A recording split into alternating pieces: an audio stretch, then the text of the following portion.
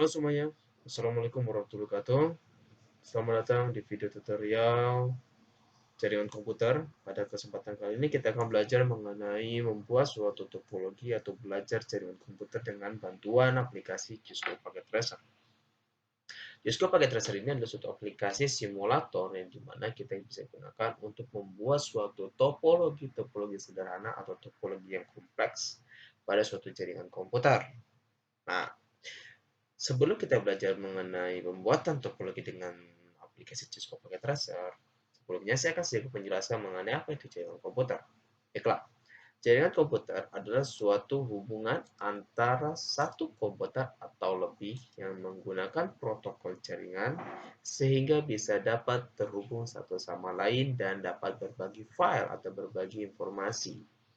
Nah, tadi sudah saya bilang bahwa jaringan komputer adalah hubungan antara satu komputer dan komputer yang lain atau hubungan antara beberapa perangkat komputer atau perangkat jaringan komputer.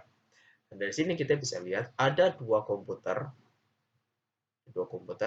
di mana dua komputer ini kita akan coba hubungkan sehingga dua komputer ini bisa saling terhubung dan bisa saling mengirim pesan satu sama lain.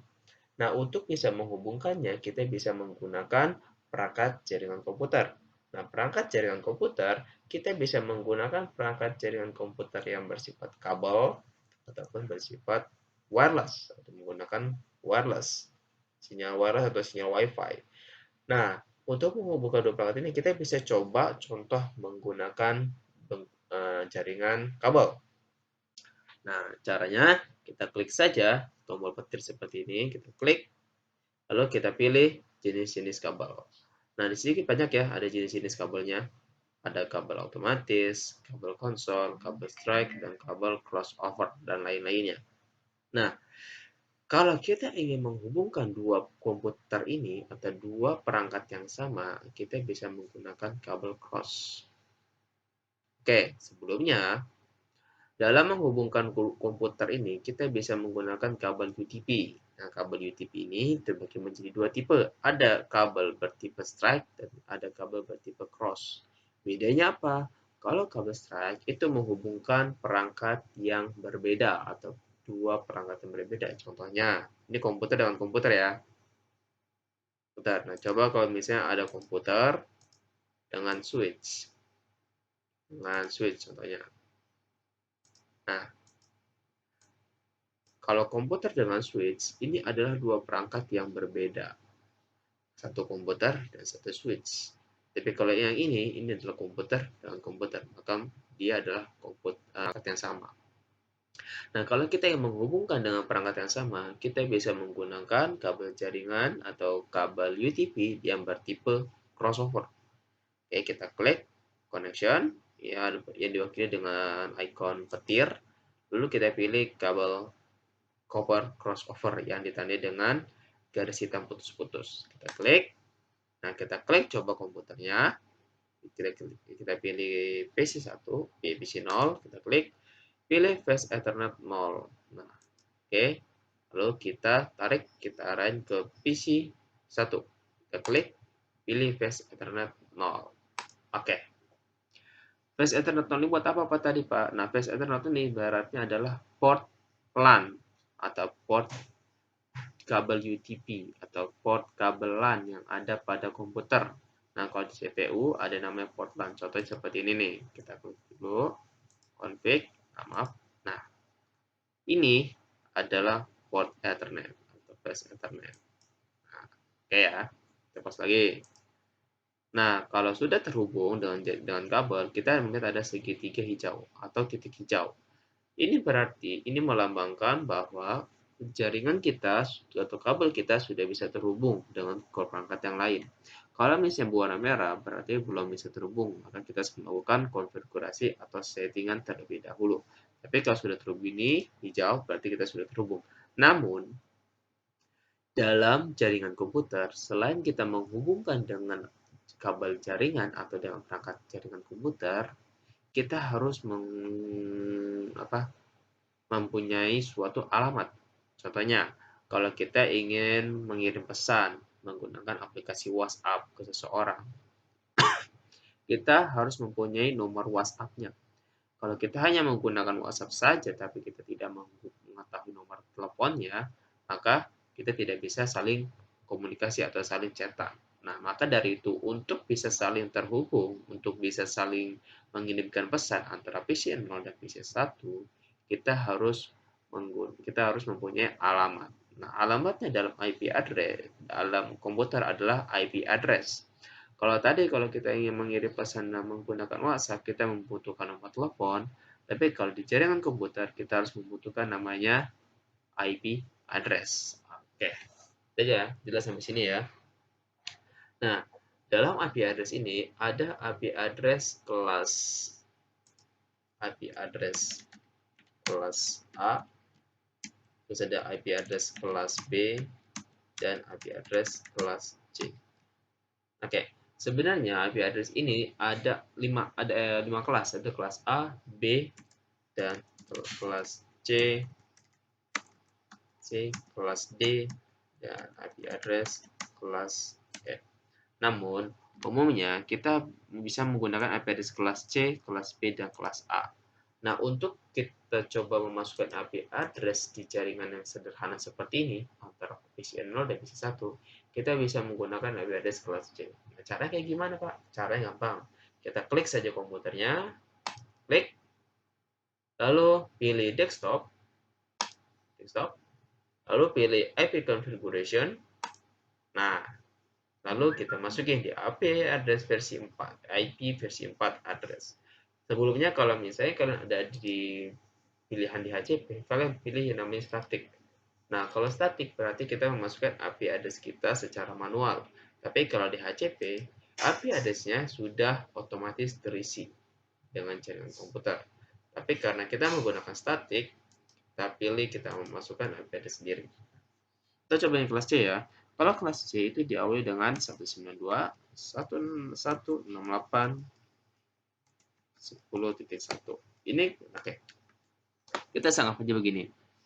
Di sini, di sini yang perlu kalian perhatikan, dalam IP address ada namanya network ID dan host ID. Oke. 10 ini adalah network ID dan satu ini adalah host ID. Pak, kalau misalnya 10 diganti jadi 2 boleh nggak, Pak? Boleh. Jadi kita berdalam network ID 2. Kalau 1 boleh, nggak masalah. Lalu pertanyaannya adalah, apa itu network ID dan host ID? Simpelnya gini aja.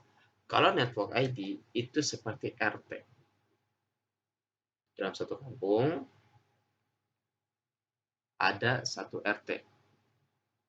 Dan setiap RT ada nomor rumah. Oke, jadi gitu aja.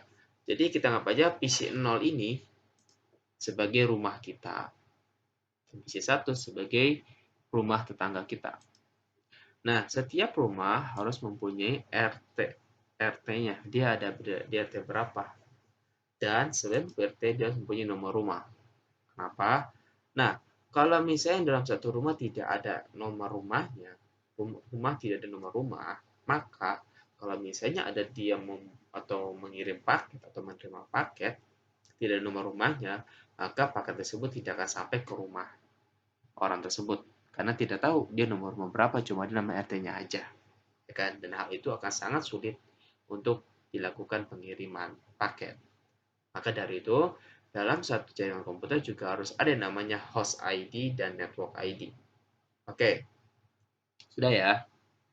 Nah, ini kita sudah masukkan IP address untuk PC 0.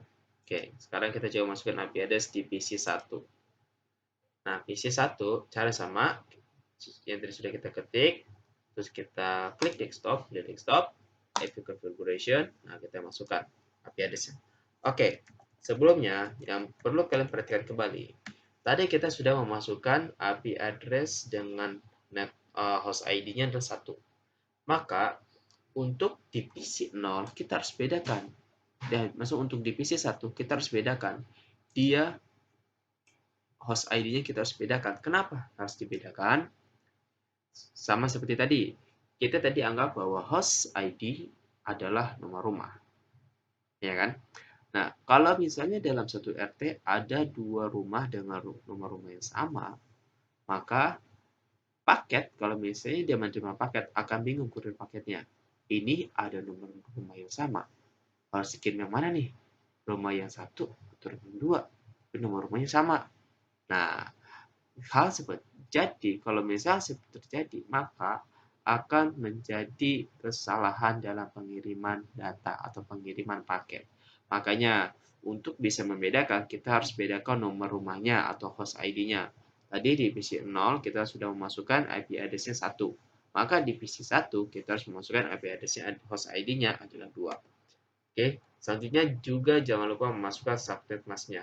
Karena kita menggunakan IP address kelas C, maka subnet masknya juga kelas C, yaitu dengan 255.255.255.0. Oke, kalau sudah, kita close saja. Nah, jika sudah terhubung, juga sudah kita masukkan alamat IP address, maka selanjutnya adalah kita coba uji koneksi. Apakah PC 0 dengan PC 1 ini saling terhubung? Nah, caranya kita akan coba uji koneksi dengan perintah ping dengan memasukkan IP address tujuan komputer kita. Contohnya, kita coba uji koneksi ping dari PC 0 ke PC 1. Caranya kita klik dulu. Kita masuk desktop, klik desktop, lalu pilih command prompt, lalu kita tulis perintahnya. Perintahnya adalah kita tulis ping spasi dan masukkan IP address dari komputer tujuan. Nah, kita pengen uji koneksi dari komputer 0 ke komputer 1 terhubung nggak sih? Maka caranya adalah kita masukkan IP address yang ada di PC 1. Lalu kita tulis ping spasi 192.168.10.2. Nah, kalau sudah, kita enter. Nah, kalau misalnya berhasil, akan ada pesan reply from seperti ini. Kalau misalnya mau cepat reply seperti ini berarti komputer kita sudah dari PC 0 ke PC 1 sudah dapat terhubung. Nah, kita coba uji koneksi dari PC 1 ke PC 0. Kita klik PC 1, caranya sama. Kita pilih command prompt, lalu kita tulis perintah ping spasi IP address di PC 0 itu 192.168.10.1. Oke, kita enter. Nah, pada reply hasil seperti ini. Ini berarti jaringan kita atau komputer kita sudah bisa terhubung satu sama lain. Nah, sekarang kita coba untuk mengirimkan pesan. Nah, kalian bisa klik nih, di sini ada tombol, ada icon gambar seperti email atau surat. Kita klik. Kita klik aja dulu di komputer PC 0. Klik lagi di PC 1. Nah, kalau misalnya berhasil bakal ada pesan successful. Oke. Kalau bisa kita coba simulasiin, kita bakal lihat tampil jalan. Tuh, jalan. Jadi ini ya statusnya. Oke, berhasil ya. Coba sebaliknya kalau kita ngirim pesan dari PC 1 PC 0. Kita coba ya, kita coba.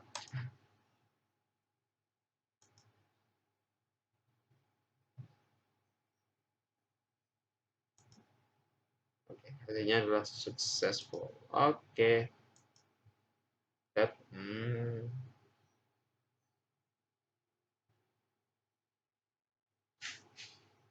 Oke, kita lihat hasilnya adalah successful. Berarti kalau misalnya sukses, ya berarti komputer kita sudah bisa terhubung ke dalam jaringan komputer. Oke, mungkin itu dulu untuk kesempatan video kali ini. Sampai jumpa di video selanjutnya. Terima kasih.